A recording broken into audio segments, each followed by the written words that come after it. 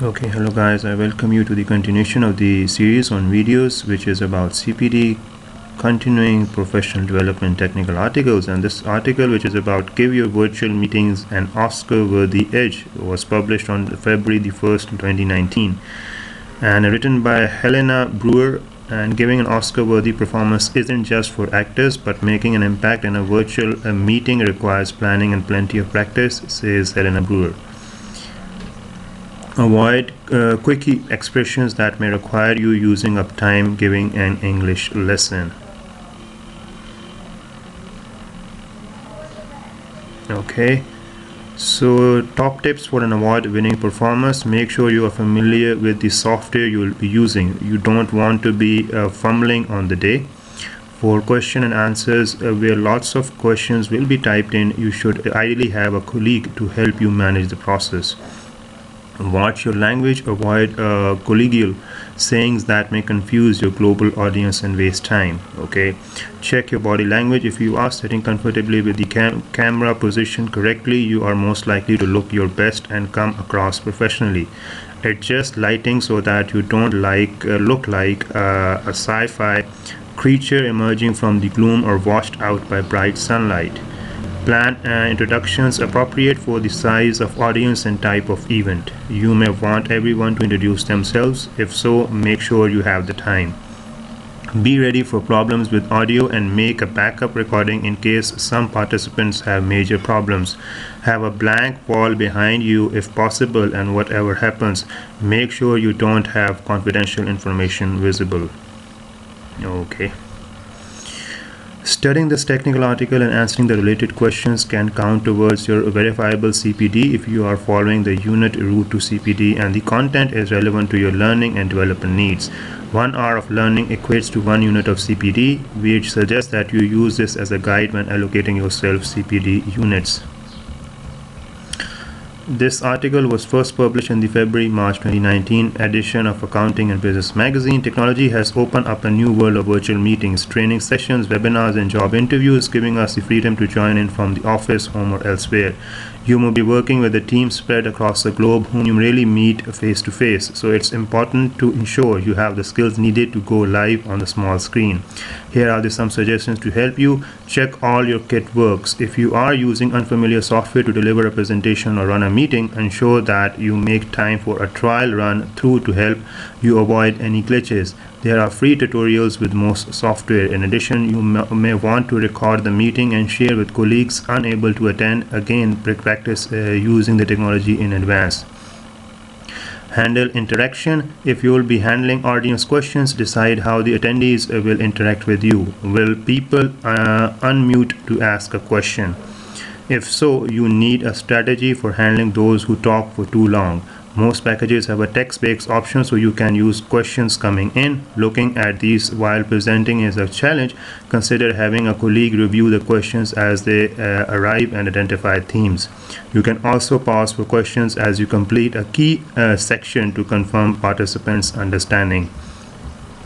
Choose words carefully. In most situations, particularly work meetings, a professional and in-company jargon will be understood by everyone involved. However, if clients or contractors are joining the meeting, you may need to watch your language. Make sure your choice of words is appropriate for the audience. Avoid quirky expressions that may require you using up time giving an English lesson.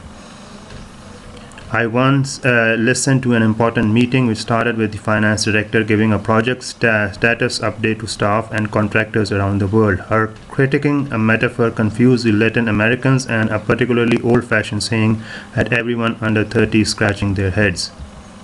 Watch your body language. You could well be sitting in the same chair for a while, so make sure you are comfortable.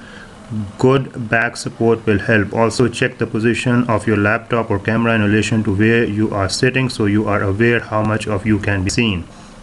Movement is tricky. If you lean forward towards the camera, the audience will receive an unexpected close-up. Small habits such as rubbing your ear or flicking your hair will be magnified and very distracting. If you haven't watched yourself before, it's a good idea to do so now. Using notes can be difficult. Ideally, you want to look natural, and reading from a screen is most likely to make you look robotic. Be as familiar as possible with what you need to say. If it helps, put up a few bullet point reminders on the edge of your screen that you can see at a glance. Get the lighting right. How well lit is your room? If you are sitting in near darkness, all your audience will see you is your face, which will look ever so slightly sci-fi. If there's bright sunlight shining at you, it may have you screwing up your ears or creating a shadow figure behind you. This can be distracting for those watching, so you may need to close blinds and adjust the lighting. Welcome participants. Providing a brief introduction about you and the purpose of the event helps settle attendees. If you have more than 20 attending, it may not be possible to allow time for them to introduce themselves. However, if it is a business meeting, a small conference, or an interview, it is definitely worth knowing who else is there. Allow time for introductions as simple as name, position, and company.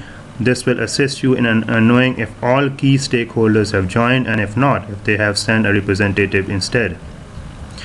Ensure the sound is good. This is the biggest issue when delivering on the small screen. You need to check in with your audience and determine that they can actually hear you. When joining virtual meetings, there are sometimes surprisingly loud background noises. If you cannot control muting attendees, then do so. If not, then encouraging them to mute themselves while listening. There may be times when, despite all the checks, the signal just isn't good enough. Be prepared to re-deliver key points at the end of the session. It's also good to reassure people that a recording will be made available. What are you sharing?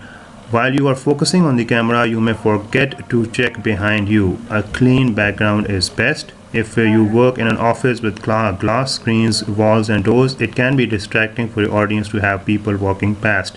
Also, remember to clean away any confidential information that might be on a whiteboard behind you. Someone walking into your room is worse, as journalist Robert Kelly found when on air from home. When his toddler or older child and wife unexpectedly join him, it's worth Googling. Be following the suggestions above. You will improve your performance on the small screen and become more comfortable delivering in this way. As a result, you will undoubtedly increase your future opportunities to star. Helena Brewer is from Toastmasters International, a non-profit organization that has provided communication and leadership skills since 1924 through a worldwide network of clubs. So that means it is all about the presentation on a small screen, the skills needed. Obviously, when you are working remotely, from your home or from any other location, the key skills obviously is the key, and the prerequisites are the background, the voice, the background voice, and the noise, the environment, or you can say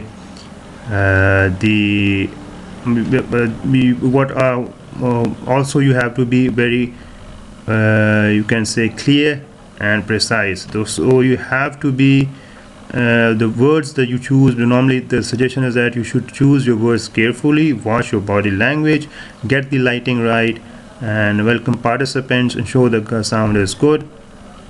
So handle interaction, check all your kit works. So these are some of the suggestions that have been forwarded by Helena Brewer, especially for the virtual meeting, and it's all about how you're going to plan, and also with plenty of practice if you want to actually meet the virtual meeting standards. Normally, why I've just picked up this article. Normally, when I work from my home, obviously you see that there is some distortion, there's some sort of, because my purpose of this channel running is obviously to grow in a way that can that we can actually attract audience, and obviously the viewership and the subscriptions, so later to be converted into our customer base.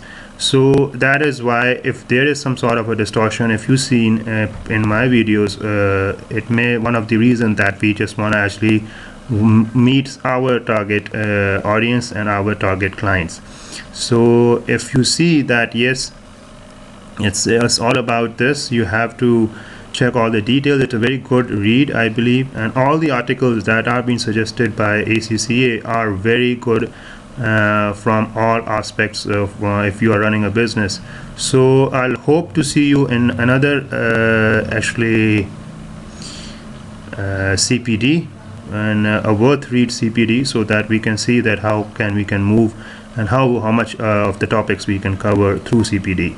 So I appreciate that if you are going to watch it anytime in the future. Hope to have a good day, and I'm hoping to have the subscription, sharing, liking, comment as well. Thank you very much. Take care and have a nice day.